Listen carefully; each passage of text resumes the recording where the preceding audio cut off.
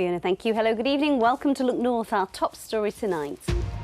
A North Yorkshire doctor warns some NHS staff are at breaking point after GPs are sent death threats.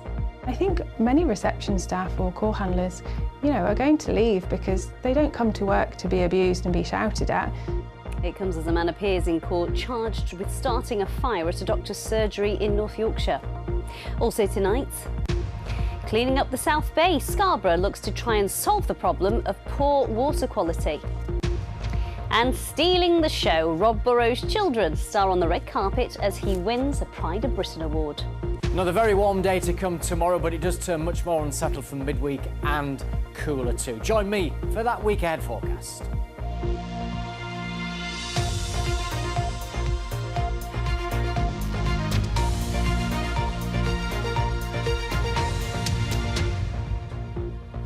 Good to have your company this Monday evening. A Yorkshire doctor has spoken out after GPs in North Yorkshire were sent death threats by patients. Dr Abby Brooks, who works in York, says staff at her medical centre are at breaking point and receive abuse every day. A recent report found more than half of UK doctors have experienced or witnessed verbal or physical abuse from patients or their relatives in the last year.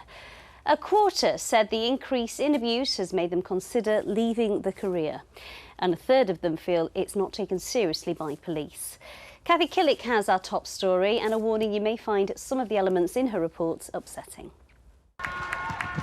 It wasn't that long ago that NHS staff were getting weekly love bombs from a population grateful for their steadfast courage in the face of COVID. But how things have changed. Sophie Lancaster manages a GP practice in York. Every morning her day starts with logging the abusive calls received by members of her team. This morning it was 2 calls. Often it's more. We've disguised the voices to preserve patient confidentiality. I am not in the right frame of mind to be filling in a form. I haven't sworn at you. No, I did not. What word did I say? Well, I want to make an urgent appointment. I am not in any frame of mind to be filling in a form. My depression, my anxiety is going through the roof. I am ready to either kill somebody or kill myself. I've gone into Boots twice now, and the prescription that someone hasn't done the job and sent the prescription over. They haven't received of a prescription for it. You'll have to go into the surgery and speak to the reception team then. I can't do it over the telephone, my love, I'm afraid. Oh, you're all useless, man!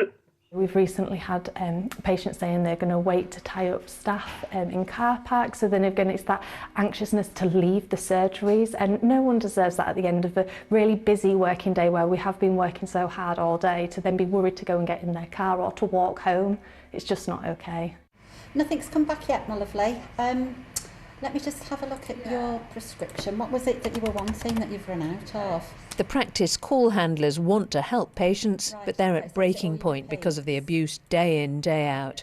And GPs too are fielding serious intimidation. 3 have received death threats recently, prompting police investigations. It makes our job harder actually if it slows us down, and the NHS got lots of struggles at the moment, and sometimes we can't rush things. We have to do things in a proper way. So my message to my patients would be really to be patient to us, and while it's a cliche, to be kind to our staff, because you're likely to get a much better service that way. It's also costing money the NHS can ill afford. The Department of Health has forked out £5 million for CCTV and increased security measures, saying violence and abuse is unacceptable. Meanwhile, Abby is writing an open letter to her patients, asking them to remember the human being they're talking to and keep it courteous. Kathy Killick, BBC Look North, York. Certainly some shocking phone calls there, weren't there? Professor Dame Jane Dacre is from the Medical Protection Society, which offers safety support for healthcare workers. She told me patients are getting more and more frustrated. Well, I think that patients are losing faith in the NHS. The NHS is struggling at the moment, not only with the results of the pandemic, but also there are problems with industrial action and strikes from doctors, making waiting lists even longer. And there's a lot of adverse publicity about the health service, so people are becoming frustrated. With all those things in mind, do we expect too much from our health service to get an appointment within a couple of days? shouldn't be too much. We ought to be able to do it, but it's a perfect storm at the moment with staff shortages, with illness, with increased demand. And we need to try and work out how to address that in the long-term future. Sadly, before it gets better, it's going to get worse because it always gets worse in the winter. And in terms of support, what can you offer them? Well, there are various things that practices can do themselves, making clear that they have a zero tolerance and that patients may need to go elsewhere if they are abusive. But there are also practical things like having a panic button or making sure that the doctor's desk isn't between themselves and the door, or indeed the patient isn't between themselves and the door, so that they can exit quickly if something happens. But also perhaps working more closely with the police and crime commissioners to try and get advice and try and have a better communication and better relationships so that things can be dealt with when they happen. Professor Dame Jane Dacre, thank you for your time. Thank you. Next night, Labour says that it will hold an independent inquiry into high-speed rail if they win the next election. But speaking at the conference party, Shadow Chancellor and Leeds MP Rachel Reeves wouldn't commit to building the northern leg of HS2, which was scrapped last week. Our political editor James Vincent is at the conference in Liverpool now. James, another week, another conference. Yeah, Amy, it was a Yorkshire doubleheader in Liverpool today. We had Ed Miliband, the Energy Secretary, giving a speech earlier on, but the main event was Rachel Reeves, as you say, the Shadow Chancellor, talking about big infrastructure projects, how they need to be sped up and how they need to be kept on budget. I wonder what she was talking about. Yeah, HS2 was still one of the main questions, admittedly, because we keep asking politicians about it. I bumped into Louise Haigh, the Shadow Transport Secretary, after the speech. She's going to try and hold that inquiry, if Labour get into power, about how HS2 got away from the government in terms of costs. And I asked her whether Labour were being a bit vague about what they were promising voters on transport. What we don't want to do is what the Tories have done, which is make, flimsy, half-hearted promises that are then not delivered on. So we want just a little bit of time to work with the mayors and to work with industry to develop a proper plan that we have confidence in and the public can have confidence in, so we could get spades in the ground on day one of a Labour government. And that's the beauty of conference. You can bump into anybody here and ask them a question and try and collar them and ask them exactly what they think. I did exactly that with Louise Haigh and Tracy Brabin, who I saw later on this afternoon. She spent last week, of course, saying HS2 should be built in full, only for Keir Starmer to say later on in the week that Labour weren't committing to it. So I said, what is she thinking about it now? Well, look, it's about what do we do now to address that capacity problem east to west and also north to south. So Bradford Station, really important, those train lines to London. Huddersfield to London, we can maybe patch something together to get people to London faster, because I have got businesses in Leeds, fintech, health tech, they need to be connected to London, and Londoners need to be connected to our region. Chancellor today, it's Keir Starmer's speech tomorrow, and Yorkshire, North Derbyshire waiting to see what they're going to be promised by Labour. We'll talk to you tomorrow then, James. Thank you. Next night, relatives of a pregnant mother and 3 children murdered in Killamarsh near Sheffield have spoken of their loss at the opening of the inquest into their deaths. Terry Harris, her children John and Lacey's friend Connie Gent were killed by Damien Bendel in 2021. The role of the probation service will also be under scrutiny at the inquest. Ollie Constable reports from Chesterfield Coroner's Court. Opening the inquest, Senior Coroner Peter Nieto described the murders as shocking and tragic. Terry, who was pregnant, her children, 13-year-old John and 11-year-old Lacey, and Lacey's friend Connie, bludgeoned to death by Damien Bendel in September 2021. The murderer was described by the family in court today as evil. He boasted to them about his past crimes and how he'd killed a friend's dog with a brick. Terry's mother, Angela, pleaded with her to leave him just weeks before she was found dead. She said she was worried about his constant drug use and was told by a neighbour he was violent.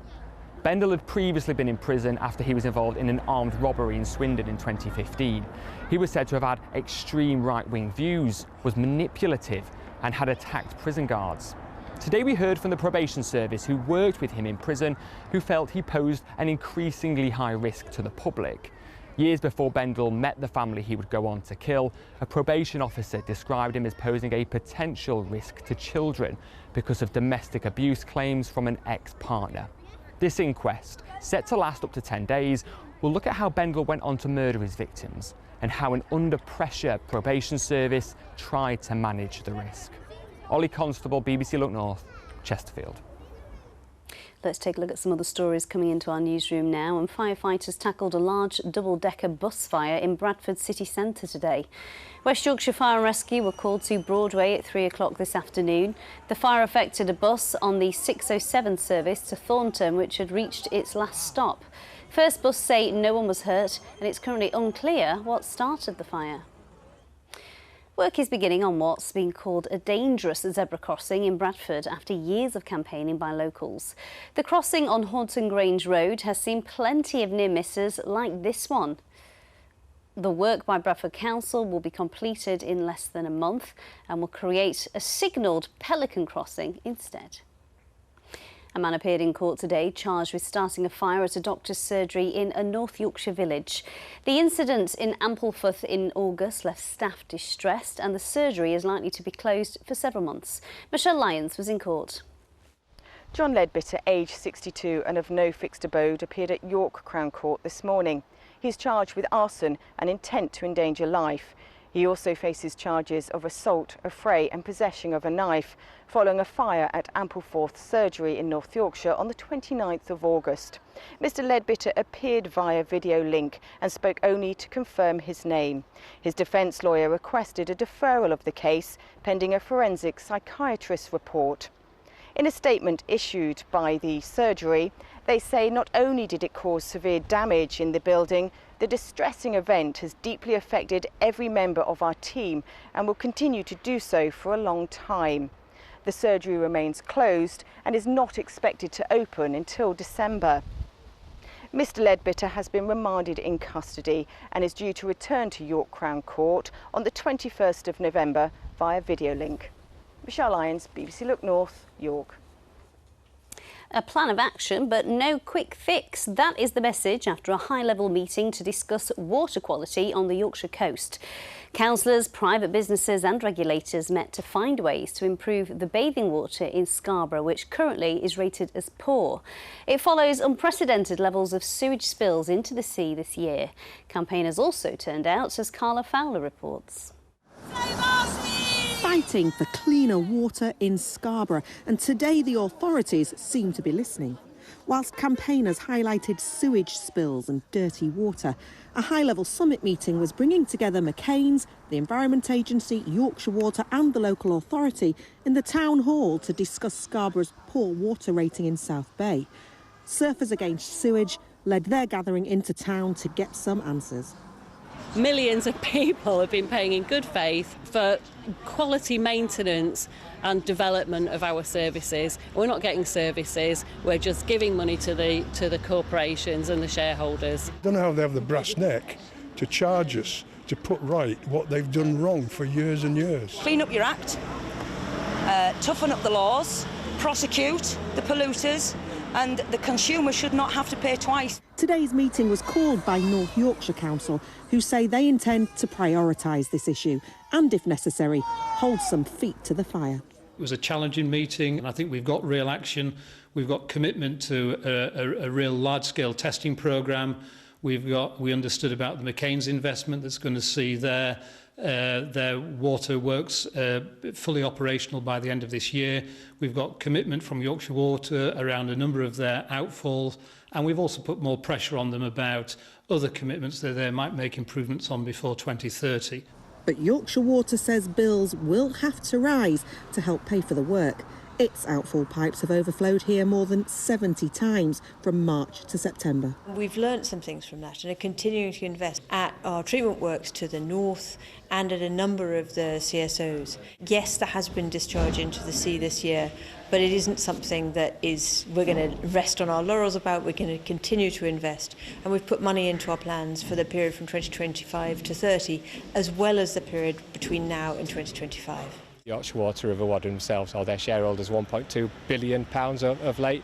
So they could have invested that money into infrastructure problems such as these. They haven't. It's going ahead now. I'm grateful to that. That's 6 years where we've got people swimming around in our bay potentially in sewage. The Environment Agency also presented a plan for increased monitoring and investigation, but funding for this is still to be confirmed. For those whose work depends on the sea, today brings no quick fixes. And there have been right questions have been asked, but now what do we do after this? We need to take it forward, get some testing done and really solve what the problems are, because we can't keep this with Scarborough. I mean, the thing is, I love Scarborough, people love coming to Scarborough. A lot of people down there will be affected this year by it. That is our crown jewels. We should look after it. It's absolutely gorgeous. We need to respect and look after it. Let's get some sport now with Sally. And it looked like a lovely family day for the Women's Super League yesterday. It was, yeah. I was there in York, and it is a really great family atmosphere, as you say. And they've done a lot to build up their women's sport and have rugby league. So yes, let's start there. York have won the Women's Super League Grand Final for the first time. The Valkyrie beat reigning champions Leeds Rhinos yesterday on home ground in front of a record crowd. And we were there to talk to fans and see the team lift the trophy. Women's Super League has been growing its fan base, and on an unseasonably warm Sunday they were out in force. A record crowd of more than 4,500 for the Women's Grand Final. They've been doing really good, and I think that they'll win today. Today is going to be the day. We're all behind them today. Do you think they can do it? Can they retain the trophy? Of course they can. Of course they can. Absolutely. Go on, girls. Yorko leads a few as well, so they'll be wanting to get it off us. Yeah. Once again, the Women's Super League Grand Final sees York Valkyrie go head-to-head with the Leeds Rhinos. Now, last year, the Rhinos came out on top, but this year, York, as league leaders, have the home advantage. This is a huge win for the York Valkyrie, the first time they've won the Women's Super League Grand Final. The perfect ending to their Super League season, in which they were unbeaten. It's relief more than anything today. We've been to 2 grand finals, or myself has been to 2 grand finals and lost them, so to finally get the monkey off our back against Leeds is amazing, yeah. But to see the amount of people here in North Yorkshire supporting the women's game compared to 2 or 3 years ago, there was maybe 15 or 20 people watching the game. So yeah, we've hopefully done a good job for the club and for the city foremost. But yeah, I couldn't be prouder of the girls. It was a hard-fought game, and I think that in terms of sort of passion that we saw throughout the game, I think both teams went at it tough with each other. But yeah, just a real disappointing one from our point of view. Congratulations to York, they were the better team today, but yeah, disappointing. For York, though, this is a time to savour the sweet taste of victory. I've been waiting for this moment for literally all my rugby career. I can't actually put into words what this feeling, is and means, but I'm so proud of our girls today. It's an unbelievable feeling. I can't wait to celebrate with them. How are you going to celebrate? I don't know, but I'm glad I've got work off tomorrow. I think there might be a few sore heads there. Meanwhile, there was a big upset in the men's championship playoff semi-final as London Broncos beat Featherstone Rovers to end their promotion hopes. Featherstone were favourites for promotion to Super League as league leaders, but lost to the London side by 26 points to 36. It's the second year in a row that Featherstone have been knocked out at the semi-final stage. Leeds United moved up to 5th in the championship table. Elland Road erupted when Dan James opened the scoring for the Whites against Bristol City before half-time. After City equalised, Joel Pirot restored Leeds' lead and they won it 2-1. More joy on the road for Barnsley. Substitute John McAtee came off the bench to grab a dramatic winner in the 89th minute as the Reds won 1-0 at Exeter. Meanwhile, the club has thanked the emergency services after the team's bus caught fire on the M5 on its return to South Yorkshire. The club confirmed the bus was evacuated and all players and staff are safe. In League 2, Bradford City started life after Mark Hughes with a victory at Valley Parade. Bobby Poynton's first senior goal was enough to beat Swindon Town 1-0. And Harrogate Town are up to 15th in League 2 after winning 2-1 away at Newport County. George Thompson gave the visitors the lead and Anthony O'Connor put the Sulphurites 2 up heading in at the far post. And in the big fight at the Sheffield Arena on Saturday night, Josh Warrington was knocked out by Lee Wood, who retains his WBA featherweight title. It had looked like Warrington might win. He had dominated the bout until that 7th round left him on his back. Meanwhile, Doncaster's Terry Harper missed out on becoming the unified light middleweight champion after being held to a majority draw in her title fight with Cecilia Brackhouse. But also on the undercard, Rotherham's Junaid Boston beat Corey McCulloch to take his unbeaten record to 7. And that's your sport, Amy. Sally, thank you. Well, that's keeping with sport, or sport legends, I should say. Rugby League legend Rob Burrow, his wife Lindsay, and best friend Kevin Sinfield have received a special honour at the Pride of Britain Awards. They've raised awareness and millions of pounds, as you know, after Rob was diagnosed with motor neuron disease in 2019. And Rob and Lindsay's daughters, well, they certainly stole the show on the red carpet, as Tim Muffet reports. Celebrating the best of us. The Pride of Britain Awards honours those who don't seek the spotlight. This year's Special Recognition Award is for Rob Burrow, his wife Lindsay, and his best friend Kevin Sinfield. It's for their fundraising and campaigning to improve awareness and understanding of motor neuron disease. Rob, a former rugby league player for Leeds Rhinos, was diagnosed with the condition in 2019. You know, it's such an honour and a privilege. It's quite surreal. I've grown up watching Pride of Britain. We watch it every year, so to actually be here on the red carpet today is something really special. Guys, how does it feel to be on the red carpet? It's really exciting. How about you? It's really exciting just to walk it. Now, I've got to ask you a favour. How do you fancy doing a bit of red carpet reporting and doing some interviews? Yeah. Are you up for that? Yeah. Yeah? Okay, I'm going to give you the microphone. There you go. Take it. There you go, right.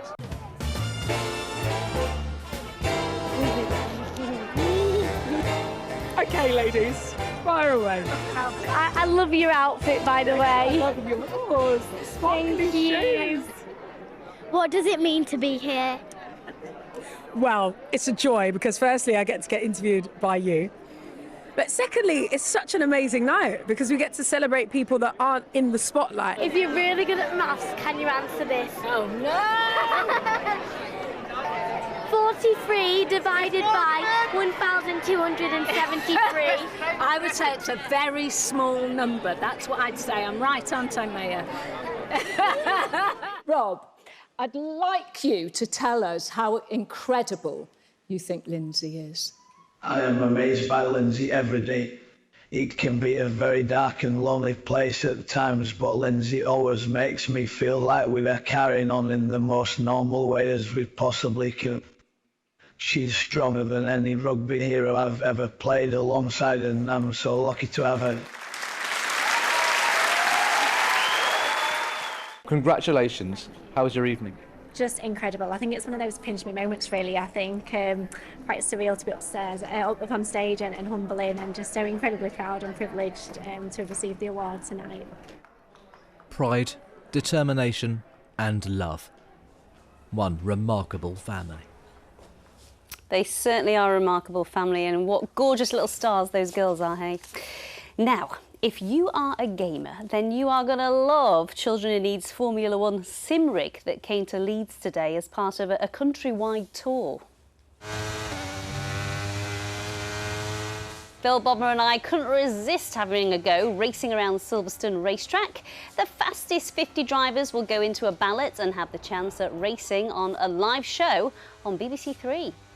So Game to Give for Children in Need this year is the first time we've ever done anything like this. So it's a whole campaign to try and explain to people the benefits of responsible gaming. So as a charity, we're funding lots of smaller charities all over the UK that are using video games to really help children overcome challenges in their life.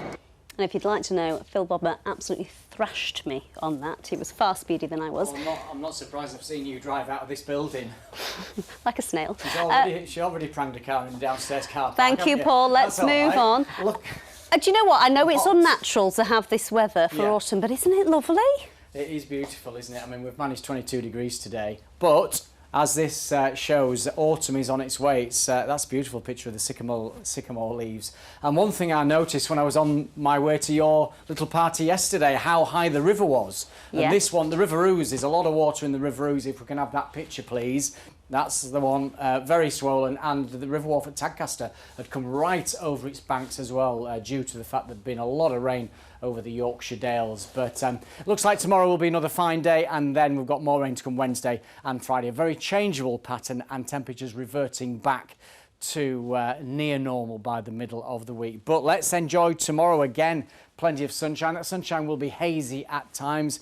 It'll be warm and breezy. This weather front introducing a change, some rain at first on Wednesday, brighter later. Thursday is looking a nice day. Then the changeable theme continues as this weather front brings heavy rain on Friday. The weekend looks quite a lot cooler, but it should be dry with some sunshine, quite chilly at night. Now there's the satellite picture. You can see that most of us have seen a good deal of sunshine today. Again, there's been some high cloud making that sunshine hazy, but as we head through this evening and overnight, it is largely fine with a broken cloud. Just a chance of the odd spot of rain towards the coast later. Temperatures coming in at 12 or 13. So tomorrow's high water times in Flamborough, Bridlington 234 and 317. So a bit of cloud to clear first thing towards the coast. Elsewhere it's a fine start. We'll see plenty of sunshine. As I say, that sunshine a bit hazy at times. A hint of 1 or 2 sharp showers later in the day. Temperatures, well, the average is 14 and 15. We're looking at 22 degrees, and that is 72 Fahrenheit. Rain to come Wednesday morning. That's the forecast. It's so weird seeing those temperatures, isn't it, this time of year? But enjoy it while it lasts, by the sound of it. Phil Bodmer will be here with your late news. That is, if we can drag him away from that racing car console. I think he enjoyed it a bit too much. That's it from us. Good night.